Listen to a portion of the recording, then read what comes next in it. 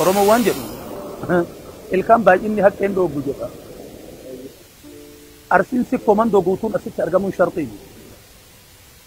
Arsiin hadiyyaa kan baataa asitti dhufee arsiin bakka adda addaa rabbi isa kaa'e dhufee namni 25 yoo bakka tokkotti wal gahee waan arsoomni isaa qabu dubbatee addaan gale samaraa barbaanna malee guddaan barbaanna. Guyyaan ardaa guyyaa biraa irraa adda isa godhu. Arsiitu wal gahe.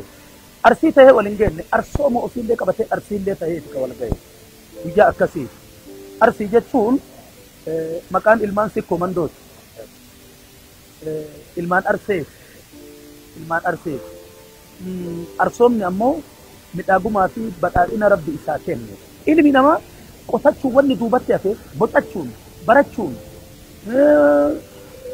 siyaasaadhaan wanni duubatti hafe hedduun lafa arsee lafa ilmaan si komandoo diinatu isa al ooluu ture ciqiletu isa dhiiba saba biraatiin ijaan isa laalan ija isa gammadduu fi ija walgahii fi marii isaa gammaddu waggama muraasa eega agarre amma qabatamni ardhaa guyyaa biraatiin wanni adda isa godhu guyyaa ilmaan arsee walgeettee atoota taatee waan ofii dubbatteetuyyuu ar'a.